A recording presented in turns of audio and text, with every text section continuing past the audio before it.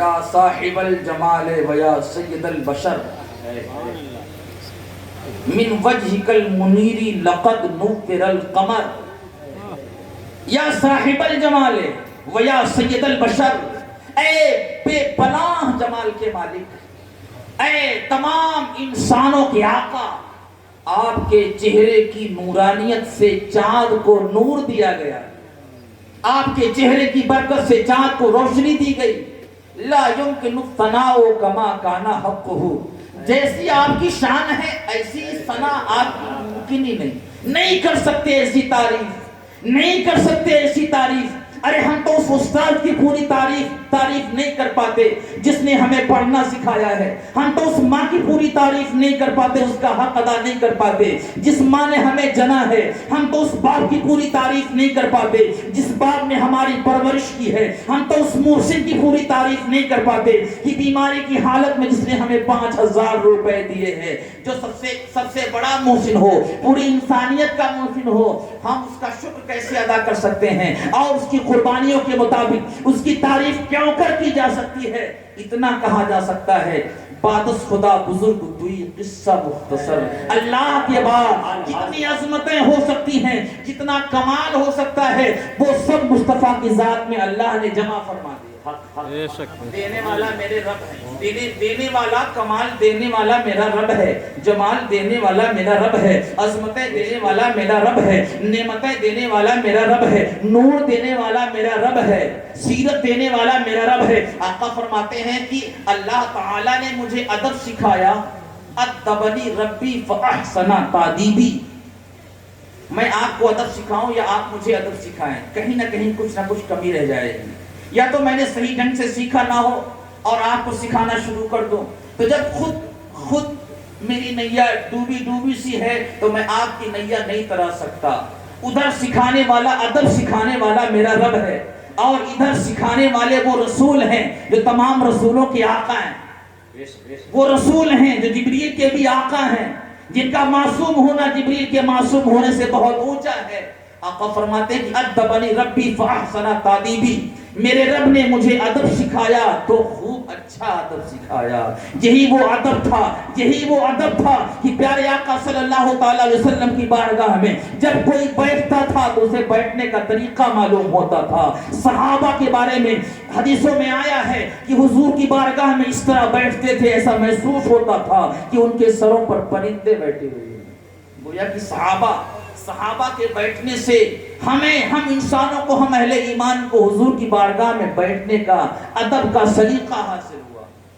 اس لیے اے مسلمانوں، جہاں اللہ کے رسول کی سنت پر عمل کرنا ہمارے لیے لازم قرار پایا، وہیں صحابہ کی سنت پر عمل کرنا بھی ہمارے لیے لازم قرار پایا. ورنہ اللہ کے رسول نمازیں کس طرح پڑھا کرتے تھے، اگر یہ صحابہ نہ بتاتے تو ہمیں نماز کا طریقہ نہ ملتا. آقا فرماتے ہیں صلو کما رأیتمونی مصلی، تم اس طرح نماز پڑھو جس طرح مجھے نماز پڑھتے ہوئے دیکھتے ہو.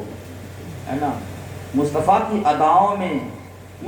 اداؤں کو نماز میں بسا لیا جائے تو وہی نماز ہوگی. اگر یہ ادائیں چھوڑ دی جائیں تو ایک سجدہ مکمل نہیں ہو سکتا، ایک رکوع آپ کر کے دکھا نہیں سکتے، ارے ایک وضو آپ نہ کر پائیں، ارے ایک سر کا مسا نہ آپ کر پائیں. اس لیے مصطفیٰ کی اداؤں کا کبھی بھی انکار نہیں کیا جا سکتا. یہی ادائیں ہیں جس کی گواہی قرآن مقدس دے رہا ہے، وَلَكُمْ فِي رَسُولِ اللَّهِ أُسْوَةٌ حَسَنَةٌ. مصطفیٰ کی ادائیں تمہارے لیے بہترین نمونہ ہے. یہ ادائیں تمہیں انسانیت سکھاتی ہیں، یہ ادائیں تمہیں شرافت سکھاتی ہیں. اب اس کے بعد اردو زبان کا ایک شاعر، جب میں شعر پڑھوں گا تو شاید نام آپ کے ذہن میں آئے گا، سرور کہوں کی مالک و مولا. آپ دیکھیں صحابی رسول نے کیا کہا، اسی جیسا شیخ سعدی نے کہا، اور یہ اردو زبان کے شاعر بھی اسی جیسا کہہ رہے ہیں. تو جو فتویٰ لگے گا صرف اردو زبان کے شاعر پر نہیں، صرف فارسی زبان کے شاعر پر نہیں، عربی زبان کے شاعر پر بھی لگے گا. اور اس عربی زبان کے شاعر پر تک مصطفیٰ نے کوئی فتویٰ نہ لگایا. ارے وہ عمر جو خلاف شرع کام پر تلواریں نکال لیتے تھے، حسان بن ثابت جب نبی کی نعتیں پڑھتے تھے تو عمر کی تلوار نیام سے باہر نہیں رہتی تھی. عمر بھی نبی کی نعت سن کر جھوم جایا کرتے تھے، کیونکہ حسان بن ثابت کو منبر پر بٹھایا ہے مصطفیٰ نے. عمر میں یہ جرأت نہیں ہے کہ عمر کی مصطفیٰ کے اس مدخواں کو منبر سے اتار دیا جائے اور اس کے سامنے تلوار نکالی جائے. گویا کہ عمر کا بھی فتویٰ یہی ہے کہ اگر نبی کی نعت پڑھی جا رہی ہو تو ادب سے اسے سنا جائے. اور ایک بات اور میں آپ سے کہوں کہ جہاں نیکیاں کمانا ضروری ہے وہیں بدی سے بچنا بھی ضروری ہے نا. جہاں علاج ضروری ہے وہیں پرہیز بھی ضروری ہے. اور پرہیز کس کو کرنا چاہیے؟ آپ کو کرنا چاہیے. آپ کہیں گے دنیا پرہیز نہیں کرتی تو وہ بد پرہیزی کرتی رہے ہے نا. آپ ایک مثال دوں, آپ ایک چمکتا ہوا صاف و شفاف پانی ہو اور شراب کی بوندیں ٹپک رہی ہوں تو کس کی ذمہ داری ہے؟ بچنے کی, پانی کی نا. کہ ایک بوند بھی پانی اس چمکتے ہوئے شفاف, ایک بوند بھی شراب اس چمکتے ہوئے پانی میں اگر گر گئی یہ پورے کا پورا پانی ناپاک ہو گیا. بچنا کس کو ہے؟ بچنا کس کو؟ آپ کو بچنا ہے. وہ گندی نالی میں رہنے والا کیڑا, اسے معلوم ہے کہ اس میں جو بھی پانی آئے گا وہ اسی پانی جیسا ہو جائے گا جو پانی پہلے سے موجود ہے اور میری غذا ہے, اس کیڑے کی غذا ہے.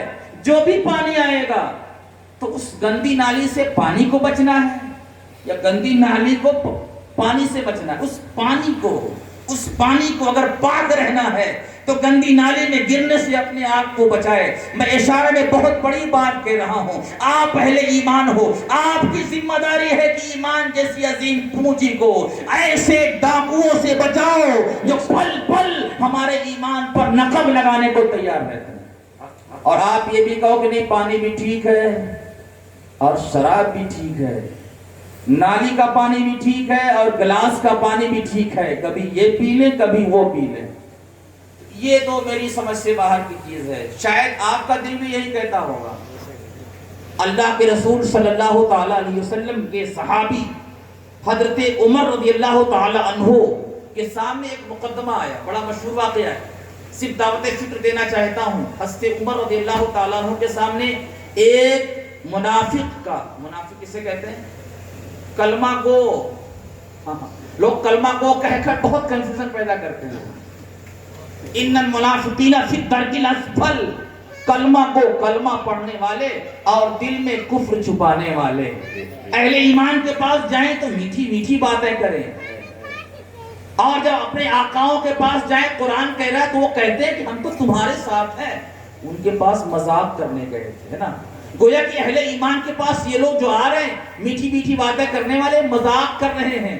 جب آقاؤں کے پاس جاتے ہیں تو کہتے ہیں ہم نے تو بہتوں کے مذاق کیا ہے اور بہت سے ہمارے مذاق سے متاثر بھی ہو گئے. بہت اشارے میں اپنی بات رکھتا ہوں. عمر رضی اللہ تعالیٰ عنہ کے پاس ایک منافق آیا, کلمہ پڑھنے والا, دل میں کفر چھپانے والا. جو کلمہ پڑھنے والا ہو اسے کلمہ گو کہتے ہیں. بس کلمہ گو کا یہ جو دنیا میں جو مطلب ہے وہ یہی ہے جو کلمہ پڑھتا ہو. کلمہ گو, کلمہ پڑھنے والا. عمر رضی اللہ تعالیٰ عنہ کے سامنے ایک کلمہ گو کا اور یہودی کا مقدمہ. بظاہر جو کلمہ پڑھنے والا ہے یہ تو عمر کے مذہب کا لگتا ہے نا. جو بظاہر کلمہ پڑھنے والا ہے یہ تو حضرت عمر کے مذہب کا لگتا ہے, اور جو یہودی ہے یہ دوسرے مذہب کا ہے. اب فیصلہ کیا ہونا چاہیے؟ اسلام مذہب دیکھ کر, چہرہ دیکھ کر, امیری غریبی دیکھ کر نہیں فیصلہ سناتا. وہ نالی اگر اس کا فیصلہ کرنا ہو تو جو حق ہوگا, چاہے وہ نالی مسلم کی ہوگی چاہے غیر مسلم کی ہوگی, جو حق فیصلہ ہوگا وہی سنایا جائے گا. تو حضرت عمر رضی اللہ تعالیٰ عنہ کے پاس جیسے ہی یہ مقدمہ پہنچا, یہودی نے چپکے سے بتایا کہ ہم لوگ سپریم کورٹ گئے تھے. بولے وہاں کیا فیصلہ ہوا؟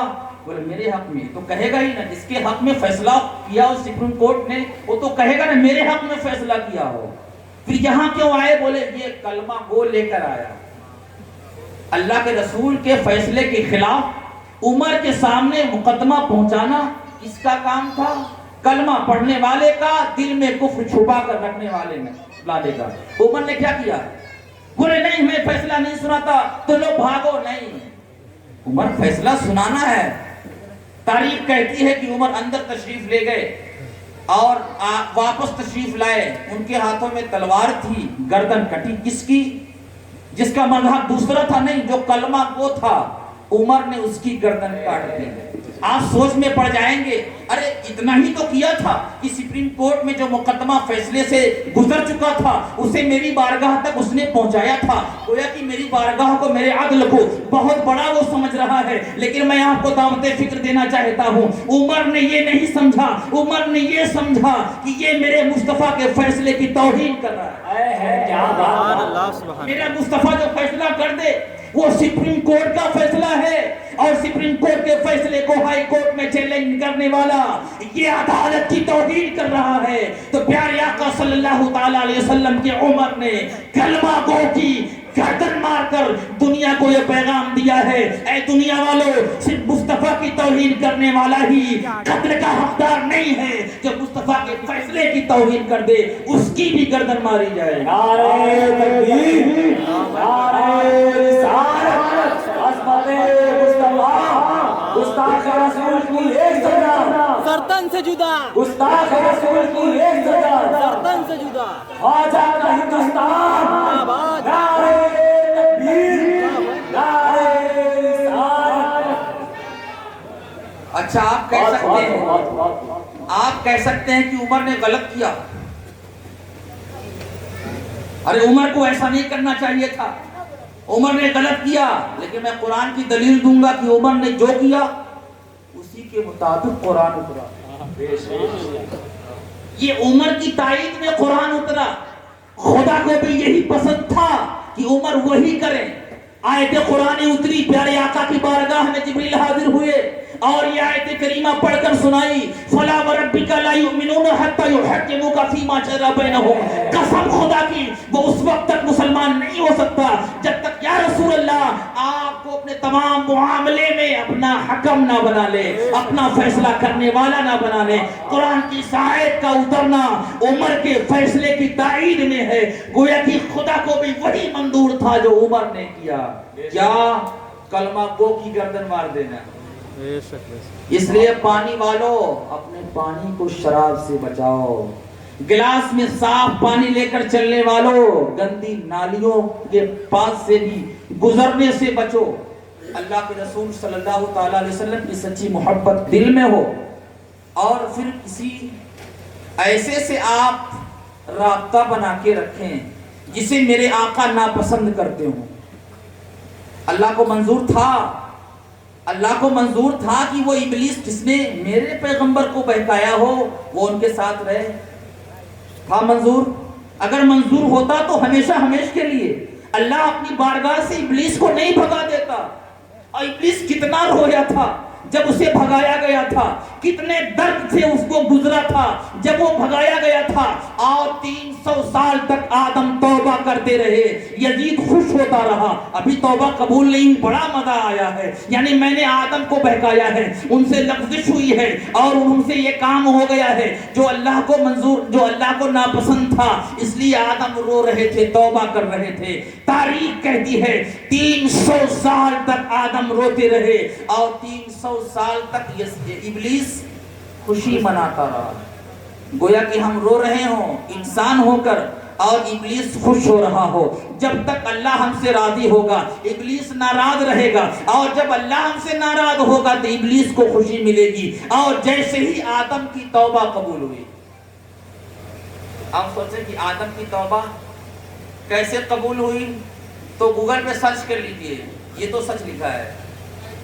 گوگل جو ہے کوئی عالم نہیں ہے، گوگل قرآن و حدیث نہیں ہے، لیکن یہ بات جو میں کہہ رہا ہوں نا کہ ہر مکتب فکر کے فتوے کی کتاب میں ہے کہ حضرت آدم علیہ نبینا علیہ السلام کی توبہ کس طرح قبول ہوئی۔ 300 سال تک آدم روتے رہے، اور جب نام محمد کو عرش پر لکھا دیکھا تو انہیں نام محمد کی عظمت سمجھ میں آئی، اور اسی نام کی برکت کو، اسی نام کے وسیلے کو اپنی توبہ میں شامل کیا، اور خدا کی بارگاہ میں عرض کرتے ہیں، اے اللہ اس نام کی برکت سے میری توبہ قبول فرما۔ روایتوں میں ہے کہ جیسے ہی اللہ کے اس پیغمبر نے نے نام محمد کا وسیلہ لگایا ہے، خدا نے آدم کی توبہ قبول فرما لی۔ اور پھر اس کے بعد پوچھا بھی ہے آدم تم نے اس نام کو کیسے پہچانا؟ اللہ کو سب معلوم ہے نا، اس نام کو کیسے پہچانا؟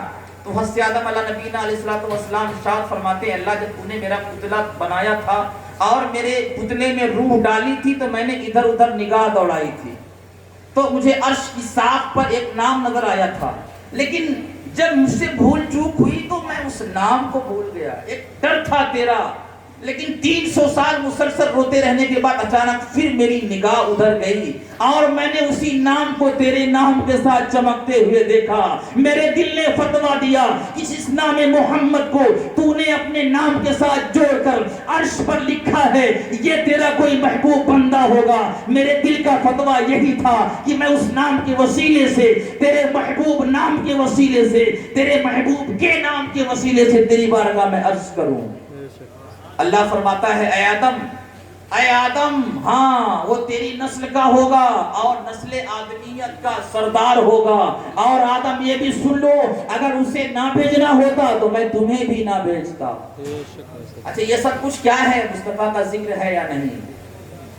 مصطفیٰ کا ذکر ہے یا نہیں؟ علامہ ابن جوزی نے الوفا بتعریف حقوق المصطفیٰ کے اندر شیخ ابن تیمیہ نے شیخ ابن تیمیہ نے فتاوی ابن تیمیہ کے اندر صفحہ 105 جلد 2 پر یہ 2 حدیثیں لکھی ہیں، ایک حضرت عمر رضی اللہ تعالیٰ عنہ سے مروی اور ایک حضرت میسرہ سے مروی، جس میں یہی باتیں ہیں کہ آدم کی توبہ قبول ہوئی تو اللہ نے پوچھا اس نام کا وسیلہ کیسے لیا، تو آدم نے یوں جواب دیا، تو اللہ کے اس پیغمبر نے نام محمد کے وسیلے سے جب خدا کی بارگاہ میں توبہ کی تو اللہ خوش ہوا، اور ابلیس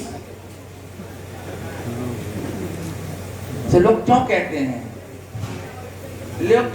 بھائی ٹھیک ہے اللہ کا نام لو، انسانوں کا نام لو، انسانوں کا ذکر کو، یہ بار بار بیچ میں ابلیس کو کیوں لے کر آتے ہیں؟ آپ کیوں لے کر آتے ہیں ابلیس کو؟ تو قرآن سے سوال کیجئے، بسم اللہ الرحمن الرحیم، اللہ کے نام سے شروع جو بڑا مہربان نہایت رحم والا، اس سے پہلے کیا پڑھتے ہیں؟ کاہے پڑھتے ہیں بھائی؟ کاہے پڑھتے ہیں؟ کاہے پڑھتے ہیں بتائیے؟ مطلب ہمیں سے سب پوچھو گے؟ قرآن سے پوچھو، سب ملے گا قرآن میں۔ یہ مت سمجھنا کہ یہ اردو زبان میں مقررین بولتے ہیں تو اس کا کوئی حوالہ نہ حدیث میں ہے نہ قرآن میں ہے۔ ارے صحابی رسول نے جو کہا تھا وہی شیخ سعدی نے کہا، شیخ سعدی نے جو کہا تھا وہی بریلی کے تاجدار امام احمد رضا نے کہا، سرور کہوں کہ مالک و مولا کہوں تجھے، باغ خلیل کا گلے زیبا کہوں تجھے، لیکن خدا نے رضا نے ختم سخن اس پہ کر دیا، خالق کا بندہ خلق کا آقا کہوں تجھے۔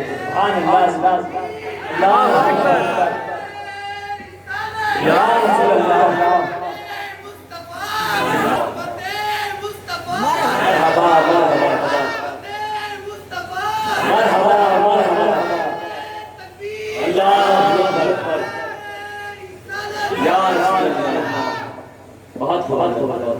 اب میں پیغام کچھ دینا چاہ رہا ہوں۔ ہمارے دل کا تعلق مصطفیٰ کی ذات کا تعلق ہمارے دل سے ہے، ہمارے ایمان کا تعلق ہمارے دل سے ہے۔ ہماری ذمہ داری ہے نا اس دل کو طاقتور کر کے رکھیں، اس دل کو غذا پہنچاتے رہیں۔ خوب کاجو بادام کھاتے ہو نا، خوب کاجو بادام بوڑھے لوگ کھاتے ہیں۔ ہاں کبھی کبھی سوچتے ہیں کہ اگر ہم بہت زیادہ کھا لیں گے تو جوانی کے دن لوٹ آئیں گے، کبھی نہیں لوٹنے والے۔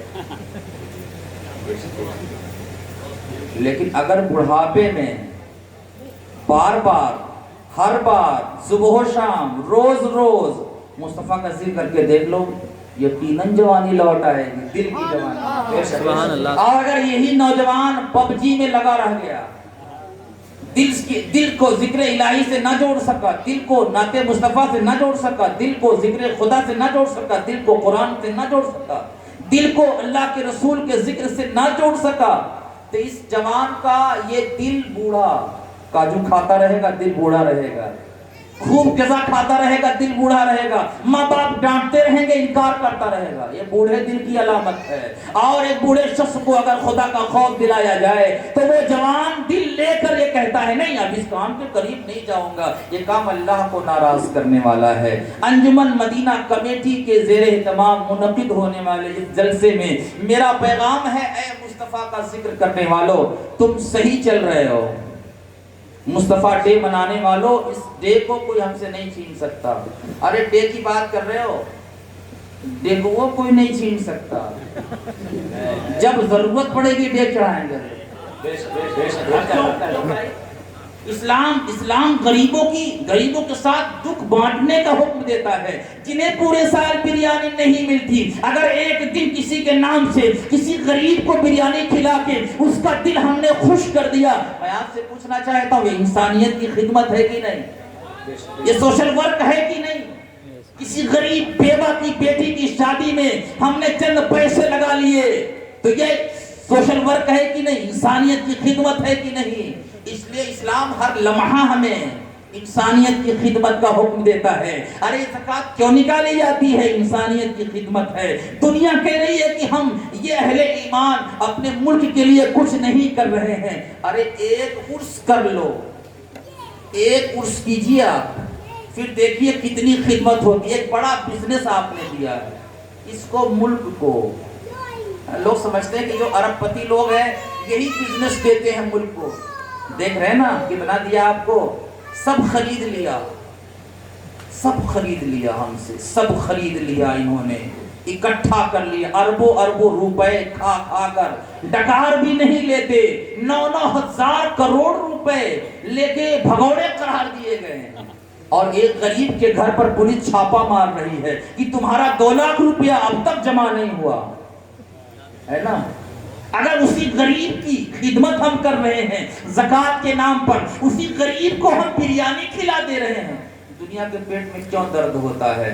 اب کسی کو نہ کھلایا جائے، کسی کو سبیل نہ پلائی جائے، کسی کی کے دکھ درد میں نہ شرکت کی جائے۔ اے مسلمانوں، تمہارا مذہب سراسر انسانیت کا مذہب ہے، لیکن ایک پیغام اور میں آپ کو دینا چاہتا ہوں۔ دنیا کہتی ہے سب سے بڑا مذہب انسانیت ہے، میں کہتا ہوں سب سے بڑا اسلام ہے جو انسانیت کا سب سے بڑا علمبردار ہے۔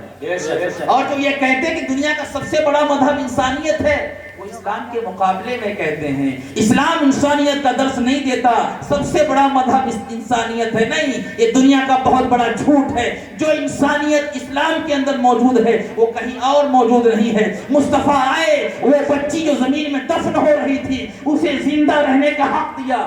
اب انسانیت کسے کہتے ہیں؟ گردن مارنے کو انسانیت کہا جاتا نہیں، جس کی گردن ماری جا رہی ہو اس کی گردن کو بچا لینا یہ انسانیت ہے۔ جو بھوکا سڑکوں پر پڑا ہوا ہو اسے کھانا دینا یہ انسانیت ہے۔ جو جنگوں میں زخمی ہو جائے اس کے زخم پر مرہم رکھ دینا یہ انسانیت ہے۔ وہ بچہ جس کا باپ مر چکا ہو اس یتیم بچے کے ہاتھ پر کے سر پر شفقت کا ہاتھ رکھ دیا جائے یہ انسانیت ہے۔ اور یہ انسانیت دنیا میں بھی اچھی ہے، آخرت میں بھی اچھی ہے۔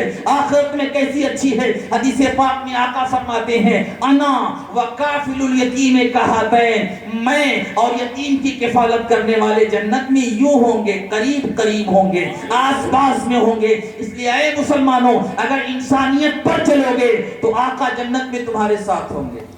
انسانیت پر چلو گے تو آقا جنت میں تمہاری رہنمائی کر رہے ہوں گے۔ انسانیت پر چلو گے تو قبر کی منزل آسان ہوگی۔ انسانیت پر چلتے ہوگے۔ ارے دنیا کو چیخنے دو، دنیا کو چلانے دو، دنیا کو شور کرنے دو۔ ہمارا کام ہے محبت بانٹنا، ہمارا کام ہے انسانیت کی خدمت کرنا۔ ماہ ربیع النور کا آنا یہ انسانیت پر بہت بڑا احسان ہے۔